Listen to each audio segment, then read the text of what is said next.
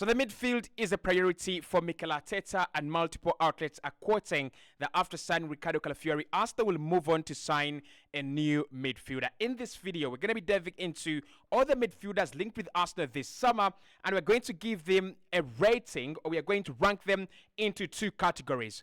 Who would be a great signing for Arsenal in midfield this summer, and who are those signings that I think I'm not really sure Arsenal need them this summer? It's as simple as that. Hit the like button, subscribe to the channel. You can join me in the comment box below by letting me know which players do you think are great signings, are good players Arsenal should add to their midfield this summer, and players that you think are really not the quality that we are actually looking for. Just to give you context, Arsenal at the moment are really focused on signing Mikel Merino. He's a number 8, can play as a 6 as well. 28 years of age, could cost around £25 million, and Mikel Arteta is fixated on Mikel Merino. He thinks that bringing in Mikel Merino would raise the level at Arsenal, and our transfer strategy this summer is to bring in players that can raise the level in the clubs, so that we can compete with Man City and a couple of other clubs in Europe, especially in the UEFA Champions League.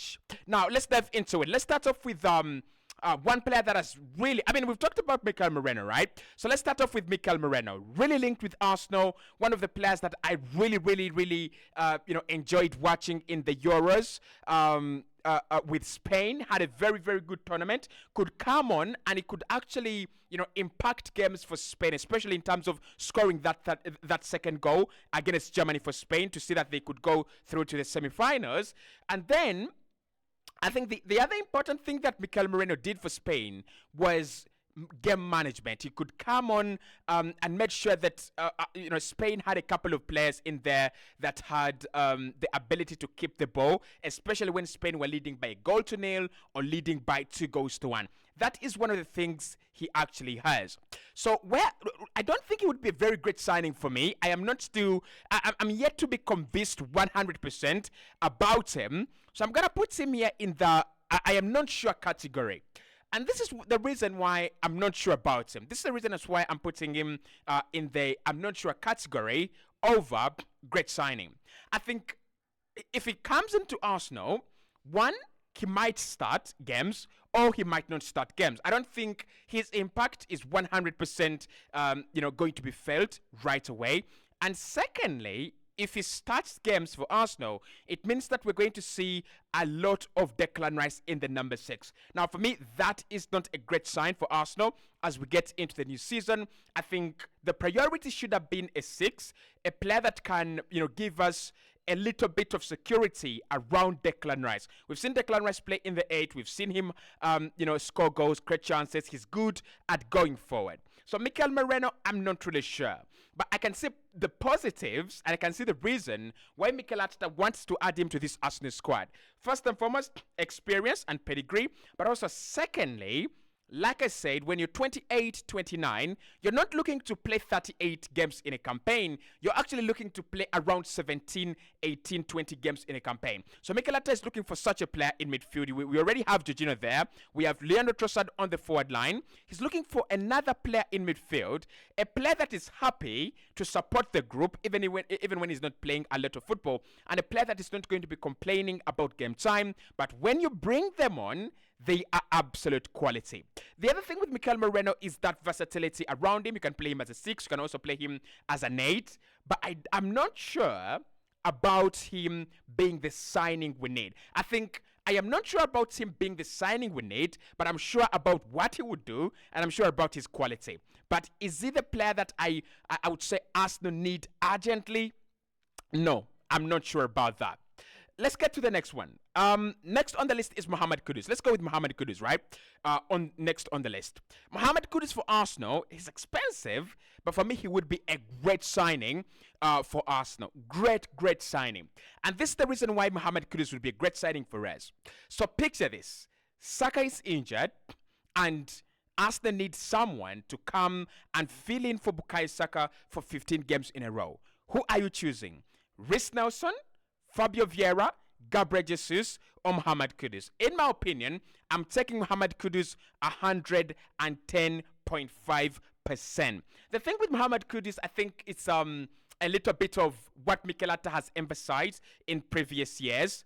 you've got to give me a lot of versatility for me to add you to my squad. Gabriel Jesus, yes, at the moment might not be playing as a striker, but he can play on the left hand side, can play on the right hand side. He's can play as a false 10, a false 9. I think you can even play him, as a 10, because the way he presses, and I always say this, that the way Martin Odegaard presses on the ball, off the ball, when the way he's happy to look for possession again. I think the only player that comes close to that in this Arsenal team, the amount of energy, is Kai Havertz and then Gabriel Jesus. Those are the two players I'm like, they will press and they will look for the ball, with a smile on their face. I think with Declan Rice, he really doesn't have to smile because he's so good at it. But Gabriel Jesus and Kai Havertz and Martin Odegaard, the way they look for the ball when Arsenal are out of possession, impeccable.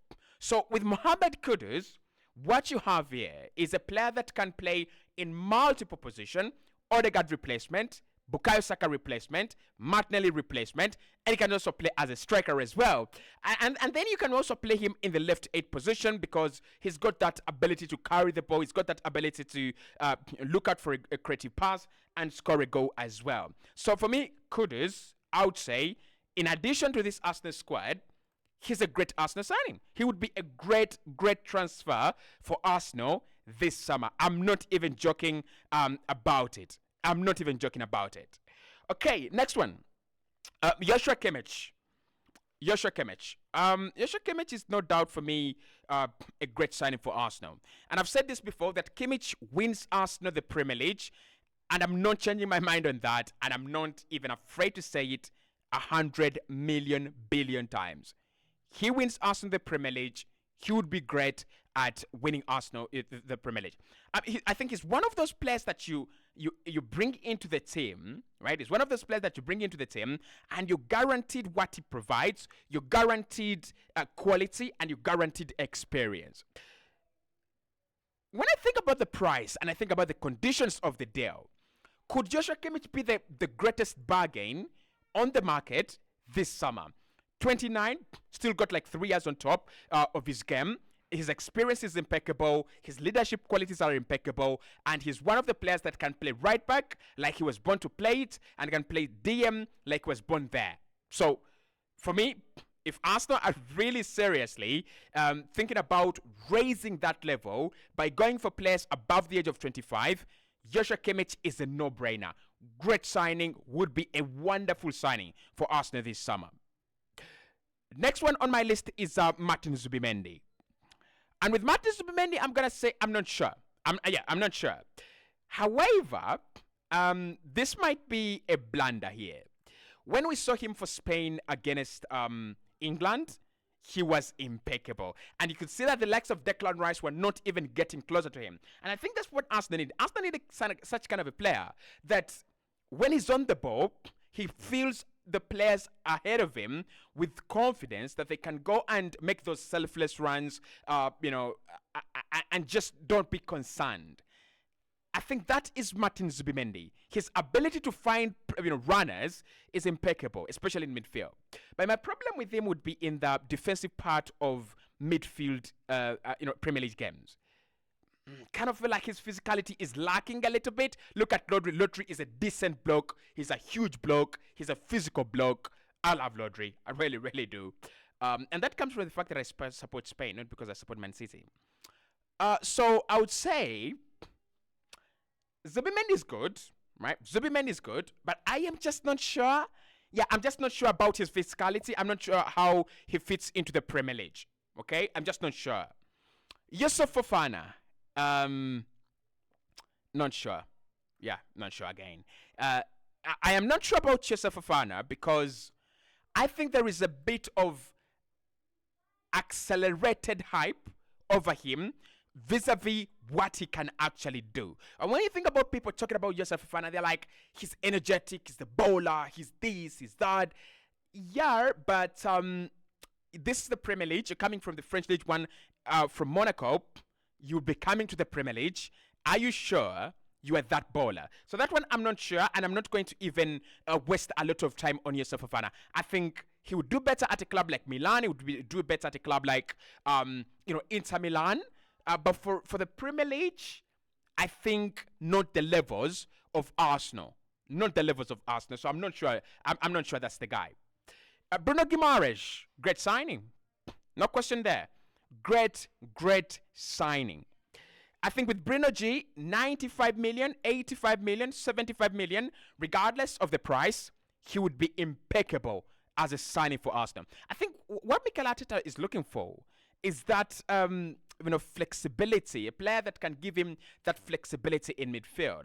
There are times when you would see Bruno Guimaraes and Declan Rice play together and you will be amazed. But there are even times when you can play Declan Rice and Odegaard and maybe Emil Smith Rowe or Vieira, and then you can also do the same. You can play Bruno Guimaraes, Vieira, and you can also play Odegaard. So I think what Guimaraes gives us is that, I would say spike in quality. You just bring in a guy that makes the squad massively better. The way Declan Rice did it, the way Odegaard did it, the way Saliba did it, the way Rai has done it, Zinchenko and Gabriel Jesus, the way they've done it. The players that just come in and they're like, we think we can be much better than this. And they just raise the level. I think Bruno Guimaraes would raise the level in this Arsenal side. No question about that. No question. Okay. Next up on the list, I've got Joao Felix 2 times, which is actually interesting. Okay. Eberechi Eze. Linked with Eze. Would Eze be a great signing for Arsenal? No, I'm not sure with Eze. I'm not really sure with Eze. And this is why I'm not sure with Eberechi Eze, right? This is why I'm not sure with Eze. With Eze, Arsenal would have to move on Emil Smith Rowe. I think there is a bubbling debate in my head saying Eze, ESR, Eze, ESR, Eze.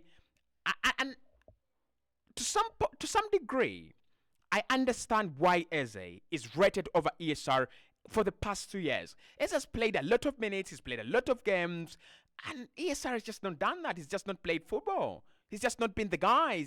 He's been injured during that time. But for me, talent-wise, I wouldn't take Eze over ESR. The only reason as to why I would take Eze over ESR is because Mikel Arteta's system seems to favor ESR. Sorry, it seems to favor Eze over Emil Smith Rowe, right? The second reason why I'm not 100% sure with Eze is where would he exactly play? Declan Rice roll and then Rice plays in the 6. No, I don't want to see that. So I am not sure why we would sign him. I'm not sure what he exactly. I know what he brings. But I'm not sure where he exactly fits in. Yeah. So I'm not sure about Eze. Not 100% sure about him as a signing. Joao Felix. For me, Felix is a straight no. Like, it's not that I'm not sure. Joao Felix is a straight no. As simple as that. Straight no. Don't bring him in. Right? Straight no. Don't bring him in. I know what he does as a player, but no. I wouldn't be open to him. Douglas Luiz has now moved on to Juventus. That would have been a great signing for Arsenal. Very, very good signing. I think he's the closest player we've been linked with in what we want with, or in what we have with Jorginho. He's the closest player to what we have in Jorginho. So that would have been a great signing. Ahmad Onana, who has gone to Aston Villa now. No, I'm not sure about Onana. I'm not 100% convinced about Onana. I think there's a lot of raw talent there. I think there's a lot of unreadiness there. And eventually he'll get to that level for me. And I know people saying, 50 million, he's an average bloke. I don't think he's an average bloke. I think he's just raw as a player. And I also think that at times he gets caught in between two minds because he knows that he's so good on the ball. So at times he wants to play in that Declan Rice kind of style. And then managers, especially if you looked at Tedesco for Belgium, he plays him in that 6, especially at times when he doesn't play Mangala alongside him. So he thinks that he's got that ability to just ask for the ball from the centre backs or from the goalkeeper, receive that ball, and then turn and spread it and turn and distribute. I think he's got that ability as well. Defensively, is he the guy? Probably he will get better, right? Probably he will get better. But at the moment, I'm just going to put him in that I'm not sure category. I'm not sure Arsenal needed him right now. Maybe for the future, not right now. Fabian Ruiz is a right now player. You need him.